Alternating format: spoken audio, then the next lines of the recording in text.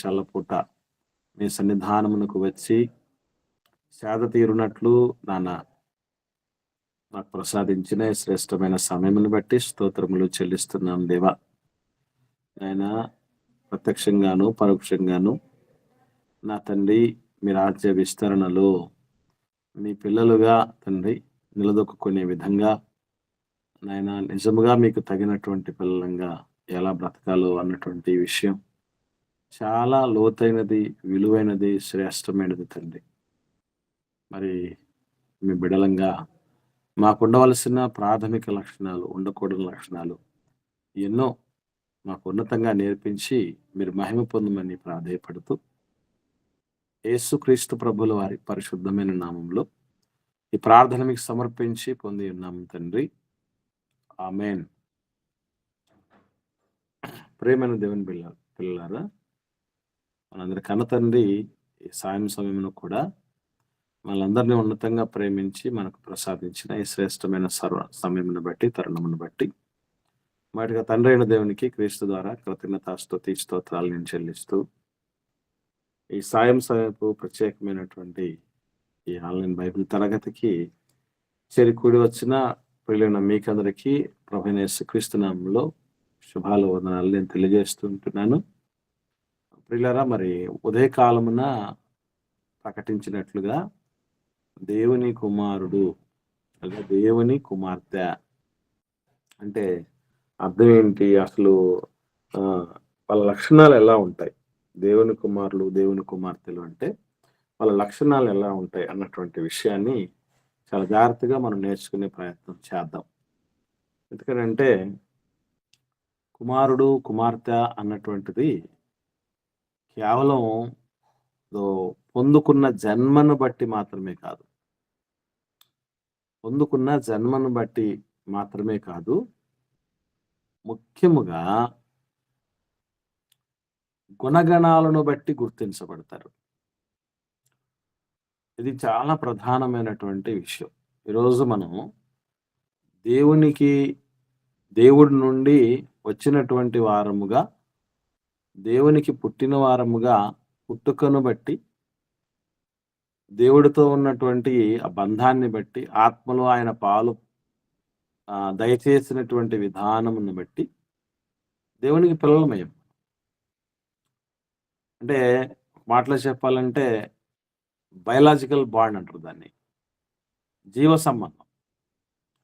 జీవం దేవుడి దగ్గర నుంచి వచ్చింది. దేవుడు మనకి ఇచ్చినటువంటి దేహం, ఆయుష్కాలం, ఆ కారణాన్ని బట్టి మనం పిల్లలమయ్యాం. బాగుంది. కానీ ఏది చాలా శ్రేష్టమైనది అని అంటే, తండ్రికి, తల్లిదండ్రులకు నచ్చే గుణాలు ఎవరైతే కలిగి ఉంటారో, తల్లిదండ్రులు మెచ్చే గుణాలు ఎవరైతే కలిగి ఉంటారో, తల్లిదండ్రులు సంతోషపడేటటువంటి పనులు, ప్రవర్తన ఎవరు కలిగి ఉంటారో వాళ్ళను నా పిల్లలు అన్నటువంటి రీతిగా క్లెయిమ్ చేసుకుంటారు అమ్మ నాన్నలు. కాబట్టి దేవుడు కూడా ఆయన నుండి మనం విడిపడినటువంటి వాళ్ళంగాను, ఆయనతో ఉన్నటువంటి అనుబంధాన్ని బట్టి మాత్రం కాకుండా దేవుడు తన పిల్లలని ఎలా అంటాడు అన్నటువంటి విషయాన్ని చాలా జాగ్రత్తగా మనం ఆలోచన చేయగలిగితే, ఒకసారి కొరింథీయులకు రాసిన 2వ పత్రిక 6వ అధ్యాయంలో, కొరింథీయులకు రాసిన 2వ పత్రిక 6వ అధ్యాయము 16 నుంచి 18 వచనాలు మనం జాగ్రత్తగా పరిశీలన చేద్దాం. నేను చదువుతున్నాను, చూడండి. దేవుని ఆలయమునకు విగ్రహములతో ఏమి పొందిక? మనము జీవము గల దేవుని ఆలయమై ఉన్నాము. అందుకు దేవుడు ఇలాగు సెలవిచ్చుచున్నాడు, నేను వారిలో నివసించి సంచరింతును, నేను వారి దేవుడనై ఉందును, వారు నా ప్రజలయుందురు. కావున మీరు వారి మధ్య నుండి బయలువెడలి ప్రత్యేకముగా ఉండుడి, అపవిత్రమైన దానిని ముట్టకుడని ప్రభువు చెప్పుచున్నాడు. మరియు నేను మిమ్మును చేర్చుకొందును, మీకు తండ్రినయుందును, మీరు నాకు కుమారులను కుమార్తెలునయుందురని సర్వశక్తి గల ప్రభువు చెప్పుచున్నాడు. ఇందులో దేవుని యొక్క అభిష్టం, ఆయన సంకల్పం లేదా ఆయన చిత్తం బయలుపరుస్తున్న జరిగింది పౌలు గారు. అందులో ప్రధానమైనటువంటి గుణం ఏమిటి? దేవుని కుమారులుగా కుమార్తెలుగా తండ్రి చేర్చుకొని మీరు నా ప్రజలుగా ఉంటారు, నా పిల్లలుగా ఉంటారు అని చెప్తూ ఒక గుణాన్ని ఇక్కడ చెప్పడం జరిగింది. ప్రధానమైనటువంటి గుణం ఎవరన్నా గమనించారా? ఆ గుణం ఏంటనేది? చెప్పండి. కొరింథీయులకు రాసిన 2వ పత్రిక 6వ అధ్యాయము 16 నుంచి 18 వచనాలమ్మా. కొరింథీయులకు రాసిన 2వ పత్రిక 6వ అధ్యాయం 16వ వచనం, 6వ అధ్యాయం 16వ వచనం నుండి 18వ వచనం వరకు. ఇందులో మీరు దేవుని కుమారులుగా దేవుని కుమార్తెలుగా ఉండగోరు వారు ఉండేటటువంటి వాళ్ళకి ఏ లక్షణాన్ని దేవుడు ఆశిస్తున్నట్టుగా మీరు గమనించారు? ఒకసారి గమనించినటువంటి వాళ్ళు రెస్పాండ్ అవ్వండి.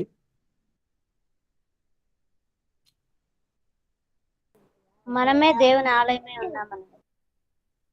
దేవుని ఆలయమై ఉన్నాము అన్నటువంటిది ఒకటేమ్మా. ఇంకా అంటే అక్కడ ఉంది, ఓకే, బాగుంది, కానీ మరింత స్పష్టంగా మనకు తెలియాలి, మరింత ఈజీగా మనకు అర్థం అవ్వాలి. దేవుని కుమారులు దేవుని కుమార్తెలు అంటే ఎట్లా ఉండేటటువంటి వాళ్ళు అన్నది ఇక్కడ చెప్పబడింది. ఇంకా ఎవరన్నా రెస్పాండ్ అవ్వండి. అక్కడే ఉంది. వందనాలమ్మా, చెప్పండి. అపవిత్రమైనది ఏది ముట్టకూడదని చెప్తున్నాడు. ఇంకా ఇంకా ఇంకా ఇంకా ఇంకా దగ్గర వెరీ గుడ్. అది కూడా మంచి పాయింట్ అమ్మా. అందులోనే అన్నింటికి తగ్గినట్టుగా ఒక మంచి విషయం ఉంది, అది మీరు ఫైండ్ అవుట్ చేయాలి. నేను వారిలో నివసిస్తాను అంటున్నాడు. అంటే దేవుడు మనలో ఉంటాడు. విగ్రహాలను తీసేసుకోవటం అన్న, విగ్రహాలను. ఓకే అమ్మా, ఇంకా వందనాలు గారు. దేవుని ఆలయం అంటే మన హృదయాలు పరిశుద్ధపరచుకొని దేవుని వైపు చూస్తూ ఓకేమ్మా, ఇక్కడే ఉన్నాయి మీరు ఇప్పటి వరకు చెప్పిన వాటి అన్నిటి కూడా దానికి దగ్గర దగ్గర దగ్గర దగ్గర దగ్గర వస్తున్నారు. ఇంకా ఏమన్నా ట్రై చేయండి. పరిశుద్ధాత్మ దేవుని పరిశుద్ధాత్మ పొందుకునే విషయం ఓకే తమ్ముడు. అంటే ఇక్కడ మనసుని కల్మషం లేకుండా ఉండించుకుని దేవుని పిల్లలుగా ఉండమన్నారు. ఓకే, ఇంకా అమ్మా ఎవరో మిగతా సిస్టర్ ఎవరో మాట్లాడండి అమ్మా. వారిగా ఉండాలి అన్నారు. రైట్. అది ముఖ్యం ఇక్కడ. అక్కడ ఇందులో అన్నిటికీ రిలవెంట్ గా ఉన్నటువంటి పాయింట్ ఒకటే, అదేంటంటే మీరు వారి మధ్య నుండి బయలు వెడలి ప్రత్యేకముగా ఉండుడి. ఒకసారి గమనించండి, ఒక సగటు తల్లిదండ్రులముగా మనందరికీ 10 మందిలో మన పిల్లలు ఉన్నప్పుడు ఏమండి, ఒక సమాజం మధ్య లేదా ఒక చదువుతున్నటువంటి స్కూల్లో కానీ కాలేజీలో కానీ పనిచేస్తున్న చోట కానీ మన పిల్లలు ఉన్నప్పుడు వాళ్ళు ఎలా ఉండాలి, ఎలా కనబడాలి మనం అనుకుంటాం చెప్పండి.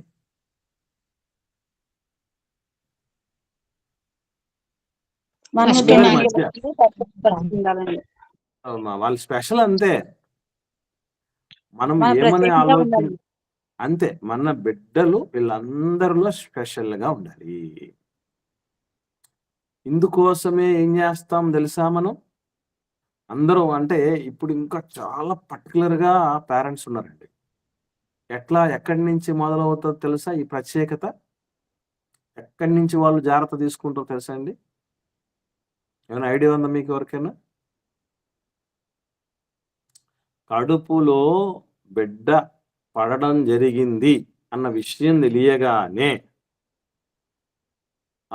ప్రత్యేకమైనటువంటి కలర్ ఉండాలి, ప్రత్యేకమైన తెలివితేటలు ఉండాలి, ప్రత్యేకమైన అవయవ నిర్మాణాలు ఉండాలి, పుష్టిగా ఉండాలి. బిడ్డను ఈ లోకంలోనికి వచ్చిన మరుక్షణం నుండి వెరీ వెరీ స్పెషల్గా ఉన్నారు అనేటటువంటి కితాబ్ అందుకోవాలి అని ఇప్పుడు కాలం పేరెంట్స్ ఉవ్విళ్ళూరుతున్నారు. దట్టు ఇంకొక విషయం ఏంటంటే, ముఖ్యంగా పేర్లు పెట్టేటప్పుడు పేర్లు ఎట్లాంటి పేర్లు పెడుతున్నారో మీకు అందరికి తెలుసు కదా. ఇప్పుడు ఈ కాలంలో ఉన్నటువంటి పిల్లల పేరెంట్స్ ఆ పేర్లు ఎందుకు అంత ప్రాకులాడుతున్నారు, ఎందుకు అంత స్పెషల్గా అంటే ఏమని ఆలోచన చేస్తారు తెలుసండి. పేర్లు నాకు చాలా మంది పేర్లు పెట్టండి అయ్యగారు అని మా దగ్గరికి వచ్చేటప్పుడు వాళ్ళు చెప్పే మాటలు ఏమంటారు తెలుసండి, చాలా ప్రత్యేకంగా ఉండాలా పేరు, ఎవరికి ఆల్మోస్ట్ ఉండకూడదు. ఏమన్నా ఉన్న పేరు చెప్పామనుకోండి ఏమంటారు చెప్పండి. ఆల్రెడీ ఈ పేరు ఉందనుకోండి, మా ఊర్లో చాలా మందికి ఉందండి ఆ పేరు, వద్దు వద్దు వేరే పేరు చెప్పండి. అంటే పేరు దగ్గర నుంచి కూడా ఒక యూనిక్నెస్, ఒక ప్రత్యేకత నా పిల్లల్లో ఉండాలి.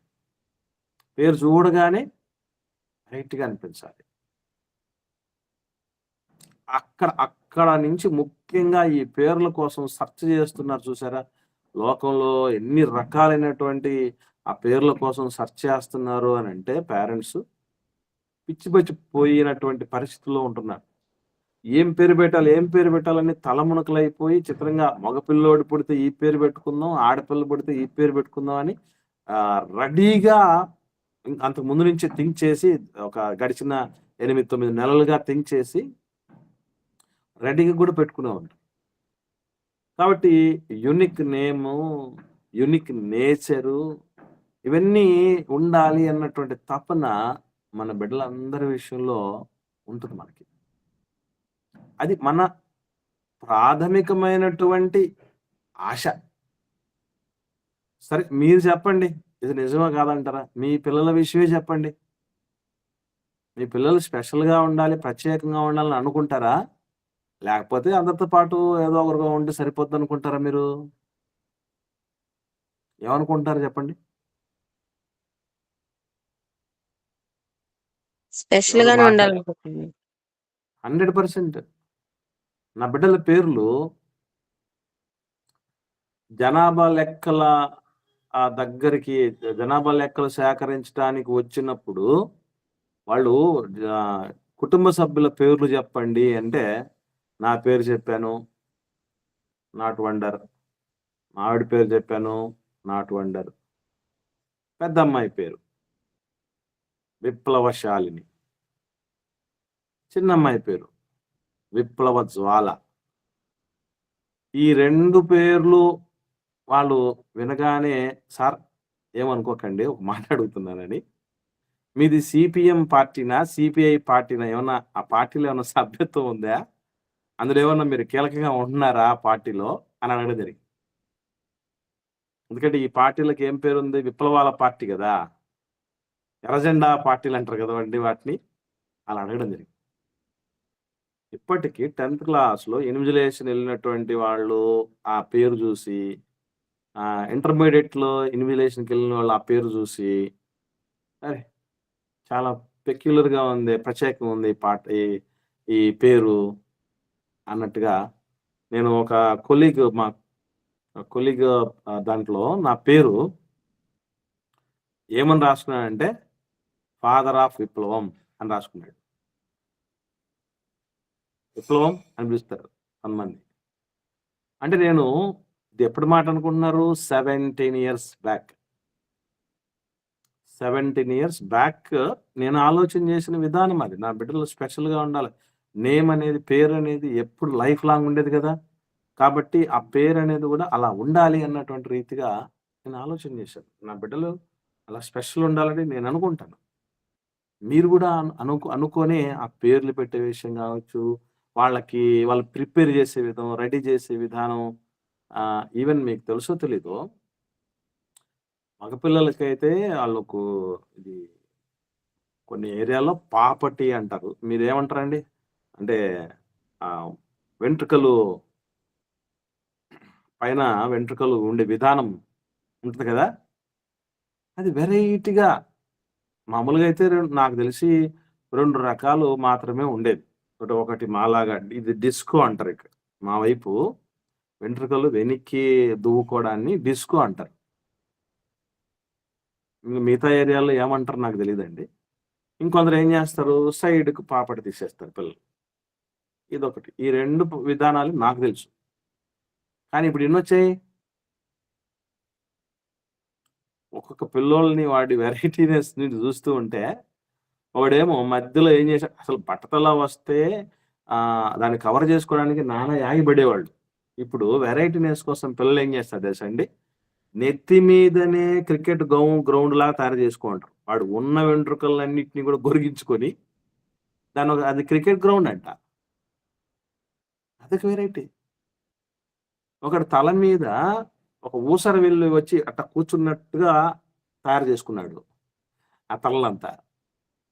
ఎందుకురా ఈ ప్రయాస దేనికోసం అంటే వెరైటీ, ప్రత్యేకంగా ఉండాలి. ఈ మధ్యకాలంలో మేము ఒకటి న్యూస్ పేపర్లో పోస్టర్ చూసాం. వాడు సినిమాలో జడలేసుకుని 2 జడలు అమ్మాయిలాగా జడలేసుకొని ముక్కు పొడుగు పెట్టుకొని, అంటే ముందు ఏదో ఒక రింగ్ మాత్రమే ఎడమ చెవికి ఏదో మగపిల్లలు పెట్టుకుంటూ ఉండేవాళ్ళు. ఇప్పుడు ఇది ఏకంగా జడలేసేసుకొని ముక్కు పుడకబెట్టుకొని ఉంటున్నాడు. ఎందుకు ఇట్లా అంటే అదొక ప్రత్యేకం. కొందరు పేర్లు ఉంటాయండి, మీకు తెలుసు. అసలు ఆడపిల్ల పేరు మగపిల్ల పేరు కూడా చెప్పలేము మనం. తెలుసా మీకు? తులసి మగపిల్లడి పేరు, ఆడపిల్ల పేరు చెప్పండి. తులసి అనే పేరు ఇద్దరు పెట్టుకుంటున్నారు. ఆడపిల్లకే అనుకుంటాం మనం ఒకప్పుడు. సరే, చిరంజీవి ఎవరి పేరు ఇది? మగపిల్లడి పేరా ఆడపిల్ల పేరు చెప్పండి. మగపిల్లల పేరు. కానీ నేను ఒక దాదాపు 25 ఏళ్ల క్రితం టీచర్ ట్రైనింగ్ చేసేటప్పుడు నా క్లాస్మేట్ టీచర్ ట్రైనింగ్ చేసే అమ్మాయి పేరు చిరంజీవి. అమ్మాయి పేరు ఎందుకు? అందరూ మగపిల్లలు పెట్టుకుంటే ఏంటి వెరైటీ? ఆడపిల్లకి పెడదాం, అదొక వెరైటీ. ఇలా అంటే ప్రత్యేకత సర్వసాధారణంగా మన పిల్లల విషయంలో మనం కోరుకుంటాం. వాళ్ళని రెడీ చేసేటప్పుడు కావచ్చు, వాళ్ళని ఏదైనా స్పీచ్ ఇచ్చేటప్పుడు కావచ్చు, స్కూళ్ళల్లో ఏదో వాళ్ళకి డాన్స్ పర్ఫార్మెన్స్ ఇచ్చేటప్పుడు కావచ్చు, వాళ్ళు ఏదైనా ఎగ్జామ్ రాయటానికి వెళ్ళేటప్పుడు కావచ్చు, వెరైటీ ఉండాలి. వాడు వాడే పెన్ను వెరైటీ ఉండాలి. ఆ పిల్లలు వాడేటువంటి ప్యాడ్ వెరైటీగా ఉండాలి. ఎన్ని రకాలైనటువంటి వెరైటీనెస్ ఉంటే అన్ని రకాలుగా ఉండగలగాలి.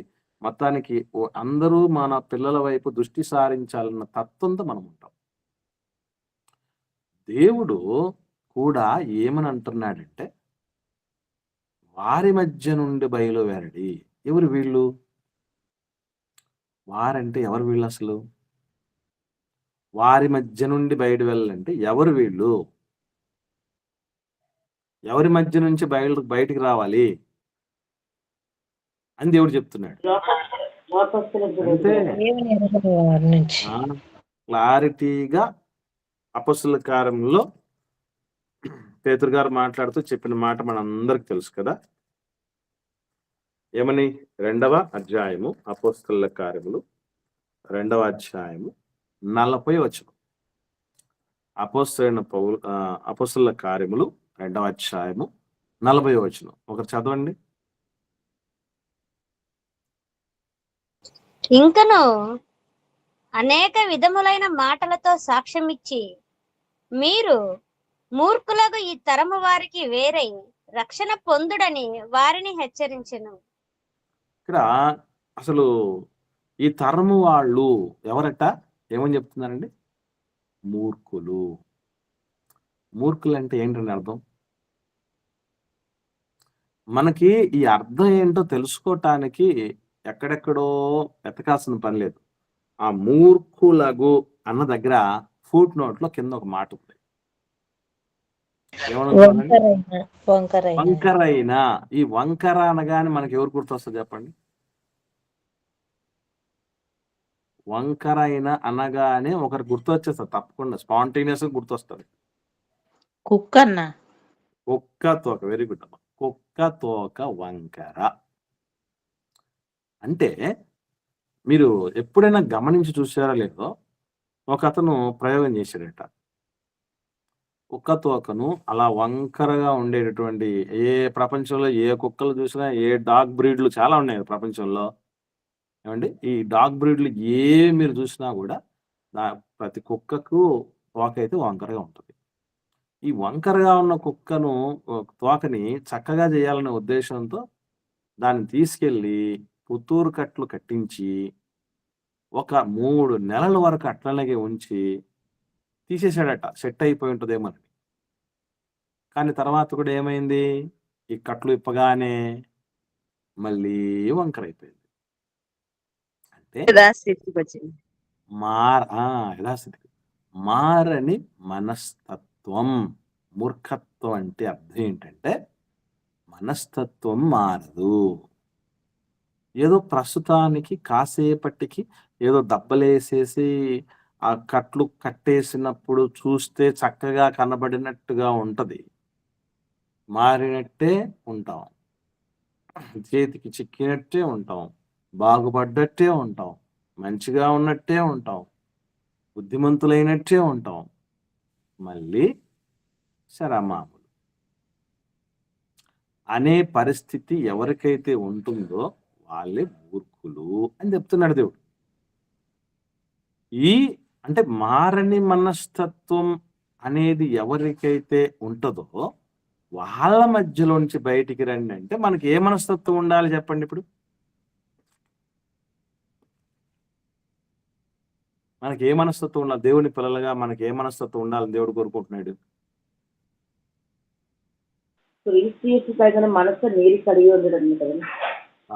కాదమ్మా, ఇక్కడ పాయింట్ దగ్గరికి వద్దాం. ఇక్కడ ఈ పాయింట్ దగ్గర ఆలోచన చేస్తే మనసు మారని వాళ్ళేమో మూర్ఖులట. వాళ్ళ నుంచి వేరయ్యి మనం రక్షణ పొందాలి, దేవుని ప్రజలే ఉండాలట. వారి నుంచి వేరవటం అంటే వాళ్ళేమో మారని వాళ్ళుగా ఉన్నారు. మరి మనమేమవ్వాలి? మారే వారంగా ఉండాలి. మారే వారంగా ఉండాలి. ఎంతవరకు మారాలి? జీవితాంతం. ఖచ్చితంగా బ్రతుకు జీవితము పూర్తయ్యేంత పర్యంతము మార్పు నొందుటకు దేవుడి చిత్తానికి అనుకూలంగా, దేవుడి సంకల్పానికి అనుకూలంగా, దైవ లేఖనాలకు అనుగుణంగా మారడానికి ప్రిపేర్ అయ్యి ఉండాలి ఎవ్రీ టైం. సాధ్యమవుతుంటారా? నేను సెకండ్ టైము ఈ ఉపదేశ క్రమం అనుసరించిన బ్యాప్టిజం తీసుకున్న టైంలో నాకు బ్యాప్టిజం ఇచ్చిన దైవజనుడు అన్నమాట నా జీవితంలో చాలా, అంటే ఒక స్థాయికి వెళ్ళినటువంటి దైవజనులను నేను చాలా మందిని చూశాను. వాళ్ళు అంత సులభంగా ఈ క్రమానికి లోబడి సంపూర్ణ విధేయతతో రక్షణ తీసుకోవటానికి వచ్చినటువంటి వాళ్ళని నేను ఎవరిని చూడలేదన్న. ఆయనకు అప్పటికే దాదాపు 25 ఏళ్ల సేవా అనుభవం. ఎందుకు అని అంటే మనం ఎట్లా తయారయ్యామంటే ఇప్పటికి ఏదో పూర్తిగా అంతా తెలిసిపోయినట్టు, ఇంకెంతకు మించి ఏముంది, ఇదే ఫాలో అయిపోదాం అన్నట్టుగా ఫిక్స్ అయిపోతున్నాం. అది పొరపాటు. తమ్ముడు సురేష్ లైన్ లో ఉన్నాడమ్మా. సునీత రైట్, అలాగే ఉన్నాయి. తమ్ముడు ఒకరు అడిగారట, ఏమనంటే, అన్న ఇప్పుడు ఈ బ్యాప్టిజం క్లాసెస్ అన్ని మీరు విన్న తర్వాత ఓకే, మీరు బ్యాప్టిజం తీసుకుంటున్నారు, బాగానే ఉంది. రేపు ఇంకొన్ని తెలిసి ఉండాలి బ్యాప్టిజం తీసుకోవడానికి, అవి కూడా తెలియకుండా తీసుకున్నారంటే చల్లదన్నంటే మీరేం చేస్తారు అని అడిగాడట. తమ్ముడే లైన్లో ఉన్నాడు, అడగండి కావాలంటే.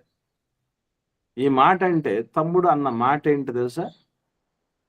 దేవుడు నాయన నువ్వు రక్షించబడటానికి ఇది సరిపోదురా, ఇదిగో ఇవి కూడా నీకు ఆల్రెడీ తెలిసి ఉండి తీసుకోగలగాలి అని అంటే, నేను ఎన్నిసార్లు అయినా తీసుకొని సిద్ధపడడానికి చాలా నేను సిద్ధంగా ఉన్నాను. నాకు దేవుడు కావాలి, నాకు పరలోకం కావాలి అన్నాడో లేదో సురేష్ అడిగాడు. చెప్పురాయన సురేష్. అవునా అన్నాను. Very good. అంటే ఆ మనస్సు ఎంతమందికి వస్తుంది? మళ్ళీ చూసుకోవాలా? మళ్ళీ ఇప్పుడు అవసరమా? మరి ఇప్పుడు దాకా చేసిందంటే ఏంది? ఏంటండి అదే, ఏదైతే దేవుడు నాయన నా పిల్లలు అనేటటువంటి, మీకు విషయం తెలుసో తెలీదో, దేవుడు భక్తుని జీవితాన్ని ఒక ప్రయోగశాలలో వాడుకుంటాడు. ఆయన ఇష్టం వచ్చినట్టుగా ఏం చెయ్యమంటే దానికి సిద్ధంగా ఉండి జీవితాంతం బతికేవాడు దేవుడికి కావాలి. అంతేగాని నాకు ఇప్పుడు తెలిసింది గిరిగేసేసుకున్నాను, దీనికి సంబంధం లేదు నాకు ఇంకా అనే పరిస్థితి ఉన్నటువంటి వాళ్ళుగా దేవుడు కావాల్సిందే. నేను చెప్తున్నాను, ఆ బ్యాప్టిజం క్లాసెస్ వినే సమయానికి నాకు ఇంకా ఆ వినడానికి ముందు నాకున్న మనస్తత్వం ఏంటంటే, అప్పుడు ఇంకేముందో భారీ నేర్చుకోవడానికి, నేను తెలుసుకోవడానికి ఇంకేముంది అసలు, చూద్దాం వీళ్ళు ఏం చెప్తారా అని కూర్చున్నాను అక్కడ. మొదటి తరగతి దగ్గర నుంచి చివరి తరగతి అయిపోయేంత వరకు నాకు వీటిల్లో ఒక 5% కూడా తెలియలేదు. తెలియకుండానే ఇంత దూరం వచ్చేసానా దేవా, నేనంటే నీకు ఎంత ప్రేమనే, నన్ను వదిలిపెట్టుకోకూడదని, నన్ను పోగొట్టుకోకూడదని. అంటే కొన్ని సందర్భాల్లో మనం వెళ్ళినటువంటి ఆ స్థాయిని చూసారండి, భక్తి జీవితంలో ఒక స్థాయిని చూసారా, అది కూడా కొన్నింటికి కొంత సత్యానికి కొంత మేళ్లకు ఆటంకంగా మారుతుంది. ఎంతో మంది నాకు చెప్పాలనుకున్నారట ఇలాంటి, అన్నా ఒకసారి దీని గురించి ఆలోచన చేయండి. కానీ నేను అప్పటికే ఎన్నో పాటలు రాసేసిన వాడిని, ఎన్నో చోట్ల తిరిగిన వాడిని, ఎన్నో పుస్తకాలు రాసినటువంటి వాడిని, ఎంతోమందిని సిద్ధపరిచిన వాడిని, సంఘాలను ఏర్పాటు చేసిన వాడిని, ఉభయ తెలుగు రాష్ట్రాల్లో పరిచయలో తిరిగిన వాడిని. నువ్వు నాకు చెప్పేంతటోడు ఏమా? బేసికలీ ఆ పెద్దరికం, ఆ అనుభవం మనిషిని ఏం చేస్తుందంటే రండి, కొన్ని సందర్భాల్లో ఆ చిన్నవాడు మేలు చెప్పినా కూడా ఈ బుర్రకెక్కే పరిస్థితులు ఉండవు కొంతమందికి. కుర్రోడలే అన్నట్టు, చిన్నోడి వాడికి ఏం తెలుస్తుంది మా అనుభవాలతో పోల్చుకుంటే అన్నటువంటి రీతిగా ఈజీగా తీసేస్తారు. అట్లా భయం వేసి మీకు చెప్పలేదన్నా అని మాట్లాడారు. కానీ సాహసించారు కొందరు. ఇదేమైనా కానీ సాహసించారు. అలా చెప్పిన తర్వాతే నాకు అర్థమైపోయింది, లక్ష్యం తెలియని బాప్తిస్మాలు 1,00,000 సార్లు తీసుకున్నా ప్రయోజనం లేదు. ఏంటి దీనికి లక్ష్యం ఏంటి? తెలియకుండా తీసుకుంటే దానివల్ల ఏం మురుగుతుంది మనకి? ఏం సాధించగలం? అఫ్కోర్స్ మీరు అంటారేమో, అలా తీసుకున్న వాళ్ళు ఏం సాధించగలరు? ఎవరిదాకా వద్దు, మమ్మల్ని చూడండి, ఎవరి వాళ్ళకు వద్దండి. ఎట్లా ఉన్నారు వీళ్ళ జీవితాలు ఎట్లున్నాయి, వీళ్ళ మాటలు ఎట్లున్నాయి, వీళ్ళ చేష్టలు ఎట్లున్నాయి, వీళ్ళ ఆదర్శాలు ఎట్లున్నాయి చూడండి అనేది అర్థమవుతుంది. దగ్గరగా వచ్చి చూసినటువంటి వాళ్ళకి అర్థమవుతుంది ఏంటంటే.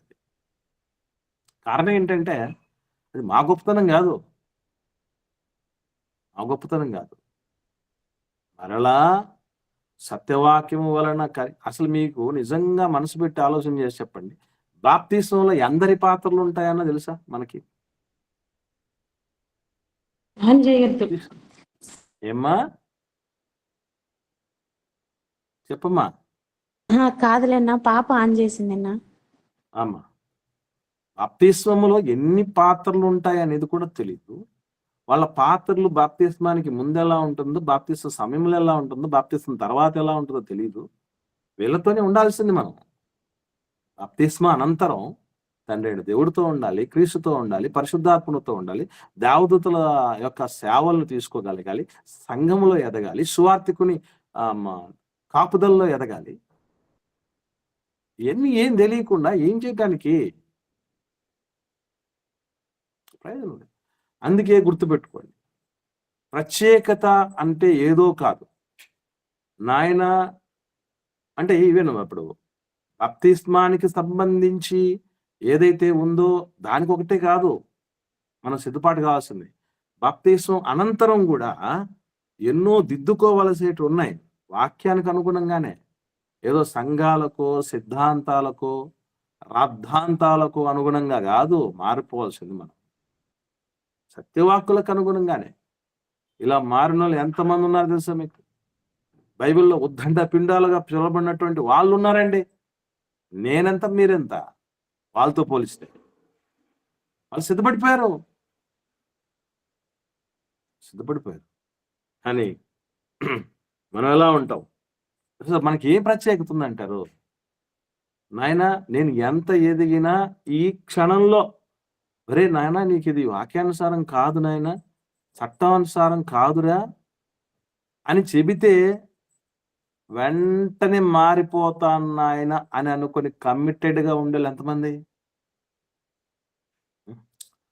చూద్దాంలే, చేద్దాంలే, ఆలోచిద్దాంలే అనుకునేవాళ్ళు కొంతమంది. అదంతా ఊరికే ట్రాష్ అని కుట్టిపడేసులు కొంతమంది. ఇట్లాంటి వాళ్ళు ఉంటారు కదా. నేను ఇవన్నీ చదువుతున్నప్పుడు, నేర్చుకుంటున్నప్పుడు ప్రతిదీ నాయన నేను మూర్ఖుడిగా, వంకరగా, అంటే మారని తత్వముతో ఉండకుండా ఏ క్షణమునైనా నా అనుభవాలను వాటినో వీటినో ఏటిని దగ్గర తీసుకురాకుండా, నాయన నీ చేతిలో నేను ముద్దని ఏం చేస్తావు? పాట పాడినంత సులభం కాదు బతుకు దేవుడికి, దేవుడి మాటలకు అనుగుణంగా మలుచుకోవటం అంటే. ఒక పాట ఉందండి, మీకు కూడా బాగా తెలిసి ఉంటుంది, బల్లటంలో పాడతారు. నీ చేతిలో రొట్టెను నేను విరువుము యేసయ్య. విన్నారా పాట? విరువయ్యా అంట. ఇటు విరసబడటానికి సిద్ధపడే వాళ్ళు ఎంతమంది అండి? అసలు దేవుడి సేవలో విరసబడేంత సేవకుడు చేస్తున్నాడు ఎంతమంది? దేవుడి చేతిలో విరవబడేంత సేవ చేస్తున్నారండి. లేదు, తెలుసుకునే లోపే పుణ్యకాలం కాస్త గడిచిపోయినటువంటి వాళ్ళు ఉన్నారు. ఎవరికి పట్టిందండి? కుటుంబాలు ఉన్నాయి, పిల్లలు, వాళ్ళ సెటిల్మెంట్లు, వాళ్ళ చదువులు, వాళ్ళ ఉద్యోగాలు, వాళ్ళ పెళ్ళిళ్ళు, ఏమండి అప్పులు తీర్చుకోవడాలు, ఆస్తులు పోగేసుకోవడాలు, వీటితోనే అయిపోతుంది కదా జీవితం అంతా. ఇంతకు మించి ఏం చేస్తున్నాం మనం? ఏం సాధించాం? ఒకసారి వెనక్కి వెళ్ళి చూడండి, ఆలోచన చేయండి, మీకు అర్థం అవుతుంది. కాబట్టి నాయన ఐఎమ్ రెడీ, నేను సిద్ధం నాయన, నేను సిద్ధం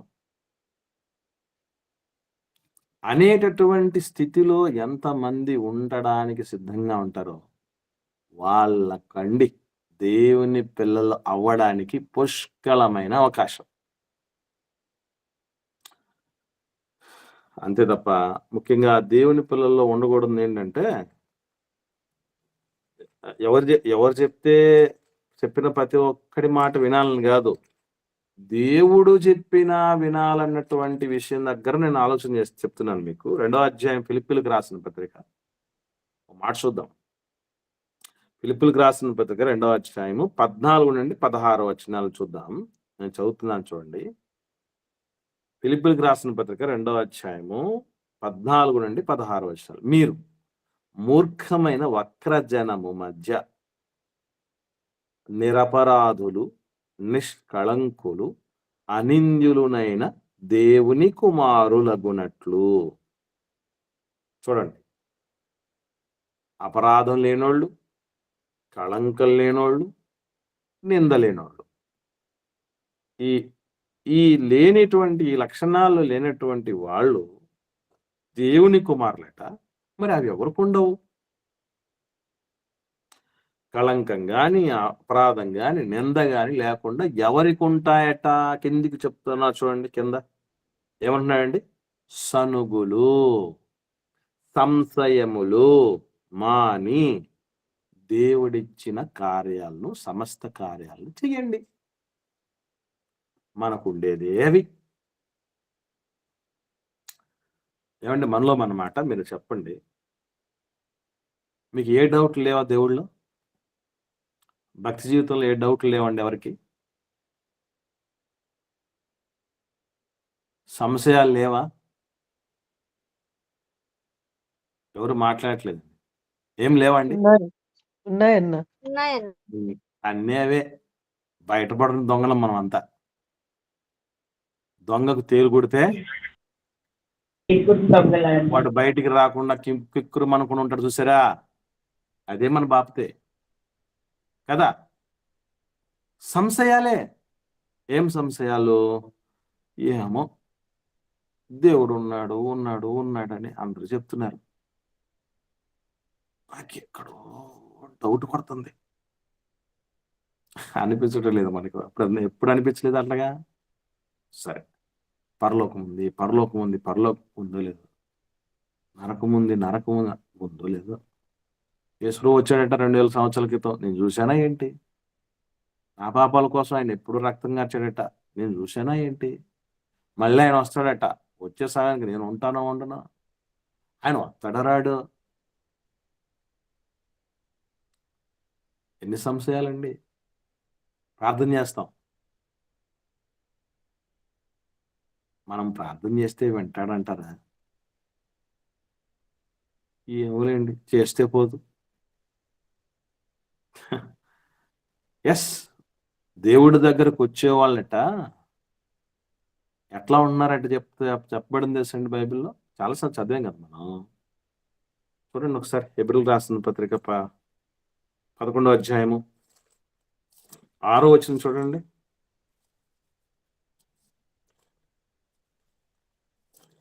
విశ్వాసం లేకుండా దేవునికి ఇష్టడై ఉండుట అసాధ్యము. దేవుని యొద్దకు వచ్చువాడు ఆయన ఉన్నాడనియు తన్ను వెదుకు వారికి ఫలము దయచేవాడవనియు నమ్మవలెను కదా.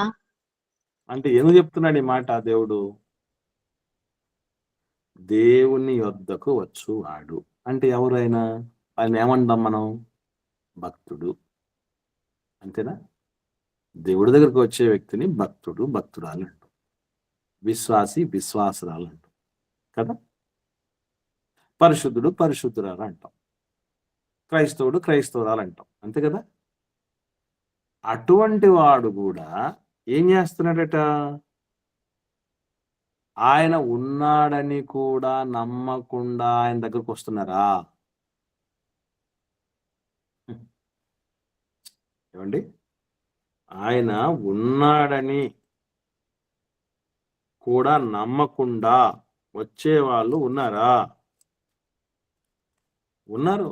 ఎన్నిసార్లు చెప్పలేదండి యేసుప్రభువు వారు యూదులతో మాట్లాడుతూ ఏమని చెప్పాడండి? మీకు నా తండ్రి తెలియదు అనాలా లేదా?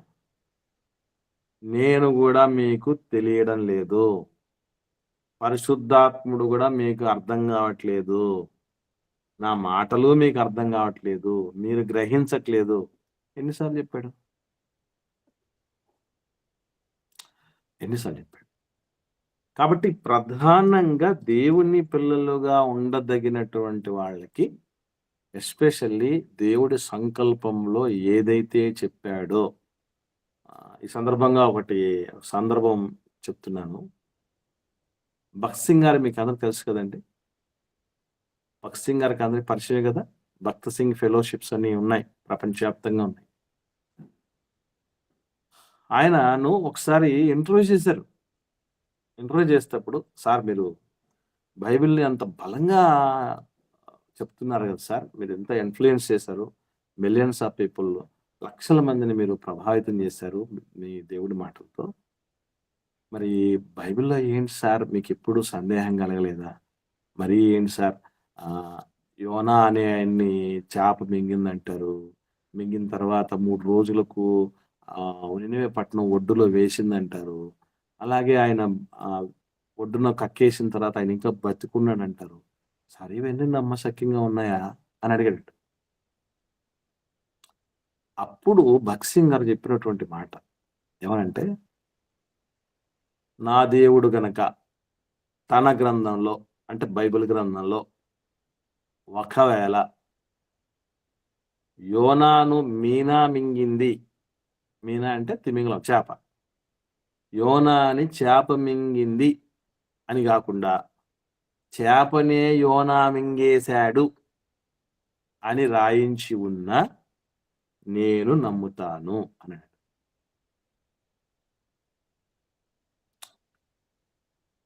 చేపనే యోనా మింగేశాడు అని చెప్పి దేవుడు రాయించున్న నేను నమ్ముతాను. నా తండ్రి నన్ను మోసం చెయ్యడు. నా దేవుడు నా తండ్రి. నన్నెందుకు మోసం చేస్తాడు? మోసపోకుండా చూస్తాడు అని దేవుడి యొక్క ఆలోచనకి ఎంత సరెండర్ అయిపోయాడండి. దేవుడు ఎవరనుకుంటున్నారు? తండ్రి అండి. నేను చాలాసార్లు చెప్పాను మీతో. తమ్ముడు నూతన్ కూడా మంచి పాట రాశాడు.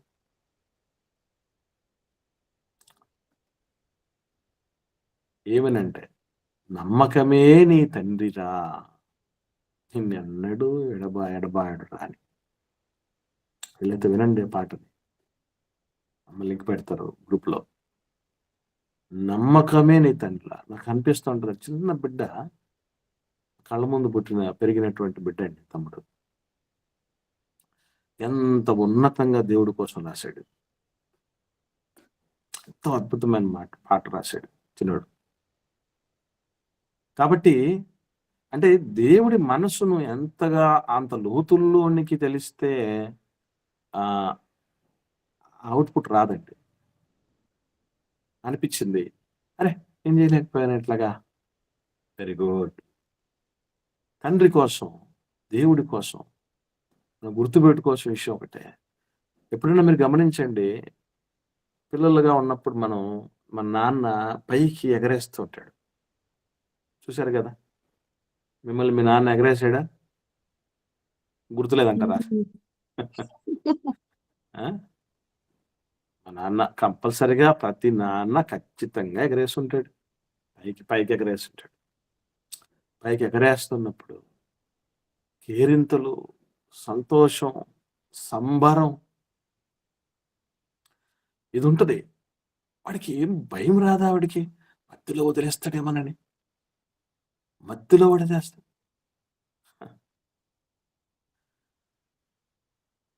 నువ్వు విడవకుండా ఉండాలి కానీ నిన్ను నన్ను ఎక్కడ వదిలేస్తాడు దేవుడు? అందుకే మీరు గుర్తుపెట్టుకోండి, దేవుడి చెయ్యిని మనం పట్టుకోవటం కాదు, దేవుడే మన చెయ్యి పట్టుకునేట్టుగా ఉండాలి మన జీవితం.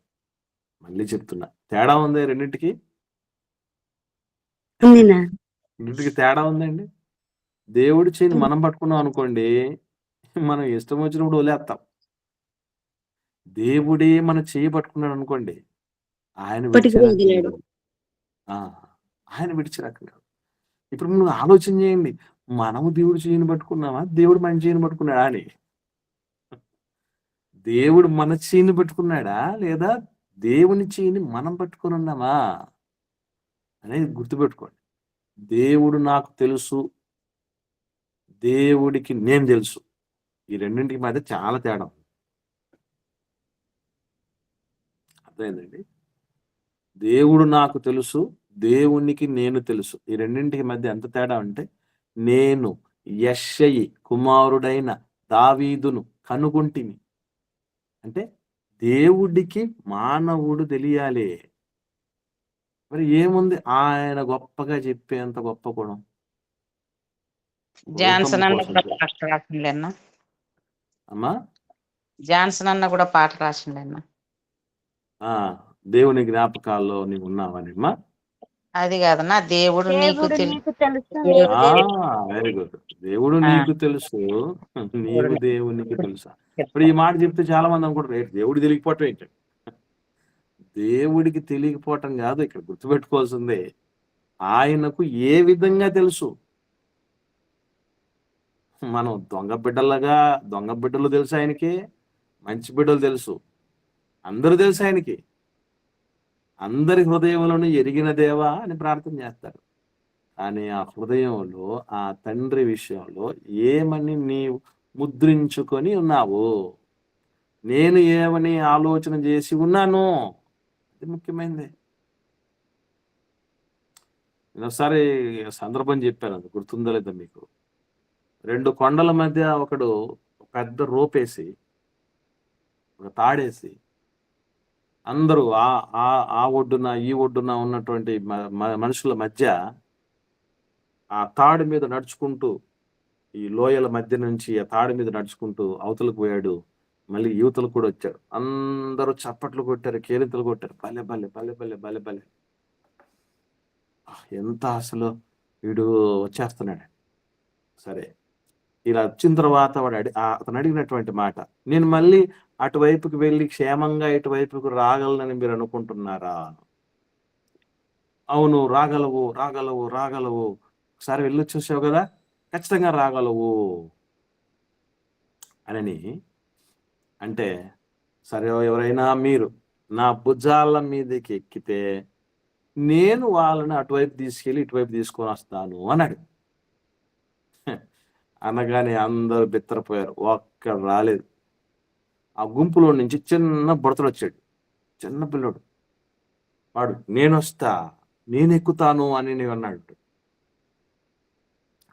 అందరూ ఆశ్చర్యపోయారు, ఒరే పెద్దోళ్ళు అంతా తెలిసిన వాళ్ళు, అరే కొరకుంకా నీకేం తెలియదురా, పొరపాటును కనుక కాలు జారిందంటే నువ్వు పీస్ అయిపోతావురా అన్న రీతిగా వాళ్ళు అనుకుంటూ చేసుకుంటూ ఉంటే, మొత్తానికి ఆ భుజాల మీద ఎక్కేశాడు, చక్కగా అటువైపు పోయేసి ఇటువైపుకి వచ్చాడు. అందరూ ఆశ్చర్యంగా అడిగారు అతన్ని, అబ్బాయిని, ఒరే నీకు ఏ కాన్ఫిడెన్స్తో ఎక్కేవరా నాయన, నీకేం భయం అనిపించలేదంటే, అరే ఆయన ఎవరు అనుకున్నారా, మా నాన్న అని చెప్పాడు. ఆయన మా నాన్నరా, మా నాన్నని నేను నమ్మకపోతే అట్లా ఎవడు నమ్మాలిగా?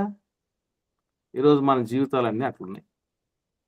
అందుకే దేవుని పిల్లల ప్రాథమిక లక్షణం ఏమిటి అంటే, ముందు నా తండ్రి చెబితే, నా దేవుడు చెబితే నేను నమ్మేయాలి, నేను అడిగేయాలి, నేను మారిపోవాలి అన్న మనస్తత్వం రావాలి బిడ్డలకి. ఏమండి, చిన్న మాట చెప్పేసి నేను ముగించేస్తాను, ఎందుకంటే చాలా ఉన్నాయి.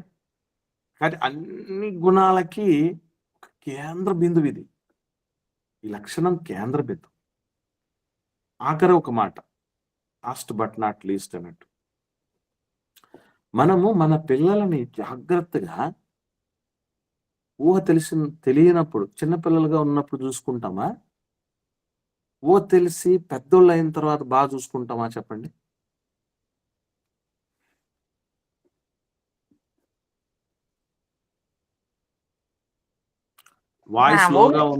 వాయిస్ లోగా ఉంది అంటున్నారమ్మా, అందరికి అట్లే ఉందా? లేదు ఓకే, అమ్మా కొంచెం గట్టి మాట్లాడుతున్నా. రైట్ అలాగే. అవును. Okay, right. అయితే ఊహ తెలియక ముందే మనం ఎక్కువ జాగ్రత్తగా చూసుకుంటాంనా? అందరూ అమ్మ మాటతో ఏకీభవిస్తున్నారు కదా, వేరేదేమన్నా ఉందా? అవునండి, అందరం అదే కదమ్మా. నేను అడుగుతున్న ప్రశ్న, ఇప్పుడు ఊహ తెలిసిన తర్వాత పెద్దోడైనప్పుడు కూడా మన బిడ్డే కదా,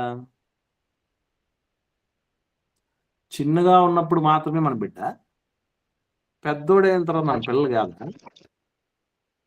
అప్పుడు మన అవసరం చాలా ఉంటది నా వాళ్ళకి.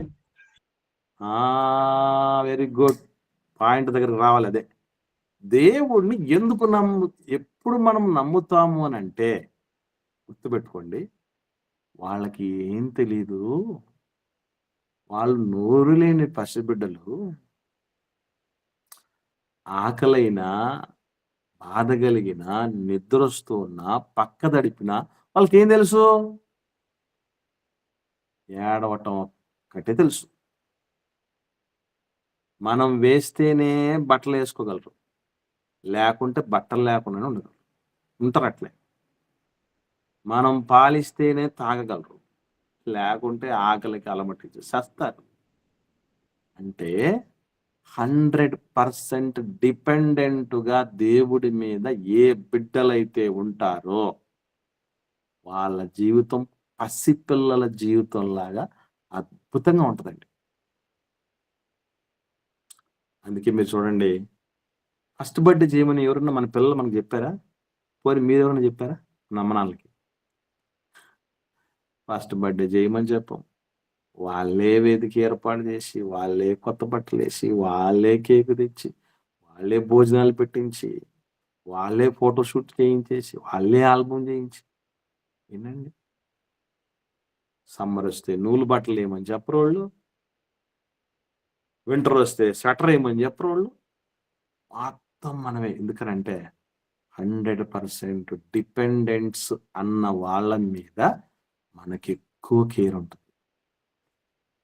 అట్లాగే దేవుడి మీద ఎంతమంది అయితే ఆధారపడి ఆనుకొని, నా దేవుడు నన్ను దృష్టించకపోతే నాకు పుట్టగతులే ఉండవు అన్న ఆధారం ఎంతమంది అయితే కలిగి ఉంటారు, వాళ్ళ జీవితాలు బాగుంటాయి.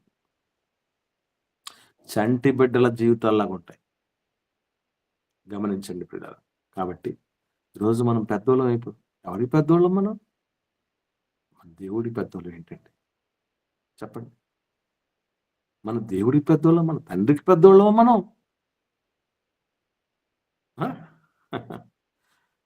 కాబట్టి ఆయన దగ్గర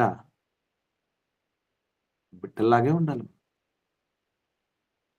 ఎప్పుడైనా మీరు గమనించండి, చిన్నపిల్లలకి ఉన్నప్పుడు మనం నిప్పును చూపించి పట్టుకో అని చెప్పారు అనుకోండి, పిల్లలకి పట్టుకుంటారు లేదండి? పట్టుకుంటారు. 100% పట్టుకుంటారు. దేవుడి దగ్గర కూడా ఏ మాట, ఏ పరిస్థితికి రా అంటే, నాన్న నువ్వు గంగలో దూకమన్నా దూకేస్తా. అలాగని ఆయన గంగలో దూకమని చెప్పడం అదండి. కాబట్టి దయచేసి గుర్తుంచుకోండి ఇలా, నా తండ్రి ఏదైతే నాయనా నీ పరిస్థితి గత కాలంలో బాగలేదురా, నువ్వు మార్చుకోవాలరా, నువ్వు దిద్దుకోవాలి అని ఎప్పుడైతే దేవుడు చెప్పడానికి అన్ని ఆధారాలు చూపించి, ఇన్ని రోజులుగా చెప్పించి చేస్తున్నాడు, దానికి శక్యమైతే పరిశీలన చేయండి, పరీక్ష చేయండి, మేలైన దాన్ని అయితే చేపట్టాలి. మనకు ఏదైతే యోగ్యమైనదో, ఏదైతే శ్రేష్టమైనదో, ఏదైతే రమ్యమైనదో, ఏవైతే ఖ్యాతి గలవో వాటిని చేపట్టాలి, వాటి మీద ధ్యానం ఉంచాలి. కానీ వాటికి వేరుగా మన మనస్సాక్షిని చంపుకొని దేవుడి మాటకు అవిధేయత చూపించిన పరిస్థితి ఎప్పుడు రాకూడదు. ఇది దేవుని కుమారుల, దేవుని కుమార్తెల ప్రాథమిక లక్షణం. గమనించండి. తర్వాత కాలంలో పర్టికులర్గా తెలుసుకుందాం. స్పెషల్ క్లాసులు వచ్చినప్పుడు దేవుని కుమారుల, దేవుని కుమార్తెల లక్షణాలు ఏంటో లక్షణంగా చక్కగా నేర్చుకుందాం. లేని గుణాలను తిరిగి మనం తెచ్చుకుందాం, పోగొట్టుకున్న వాటిని, అసలే ప్రారంభించిన వాటిని ప్రారంభిద్దాం. కొత్త జీవితమైన, చంటి బిడ్డ లాంటి జీవితమైన ప్రారంభించడానికి సిద్ధంగా ఉండాలి తప్ప దేవుడు కరెక్ట్గా ఆయన అనుకున్న విధంగా మనల్ని సిద్ధపడమన్నప్పుడు వేరే వాటి గురించి ఆలోచన చేయకూడదు. నేను చెప్పాను ఇంతకుముందు, బ్యాప్తిజం క్లాసు ముసలాయనకి చెప్పాడు యేసుప్రభుల వారు, మర్చిపోకండి. ఎవరా ముసలాయన? నీకోదేమనే పెద్ద ముసలివాడైన వాడు మరలా ఎలాగూ జన్మించగలడు అని. ఏం అవసరం ఉండి ఆయనకి? యేసుప్రభుల వారి దగ్గరికి ఆయన వచ్చినటువంటి పర్పస్ వేరేది, కానీ ప్రభు మాత్రం అది మర్చిపోలేదు. కనుక ముందు సరైన మార్గంలో అంతకుముందే పరిసయుడు ఆయన. ఇశ్రాయేలుకు పెద్ద మనిషిగా పనిచేస్తున్నాడు, సేవ చేస్తున్నాడు ఆయన, ఒక అధికారిగా ఉన్నాడు. అటువంటి ఆయనకి ఏం అవసరమా అంటే ఎస్, అంతటి పెద్దవాడికే అవసరం. ఎందుకంటే తర్వాత ఆయనకు అవకాశం లేదు. అందుకే పెద్దవాళ్ళందరికంటే ముందు బాగా సీరియస్గా ఆలోచన చేయండి. ఇది దేవుని బిడ్డల లక్షణం. ఓకే అండి, ఇంతవరకు విన్న వాటిలో ఏమైనా సందేహాలు ఉంటే దయచేసి అడగండి. లేని పక్షాన అధ్యక్షుల వారు సమ్మె తీసుకోండి.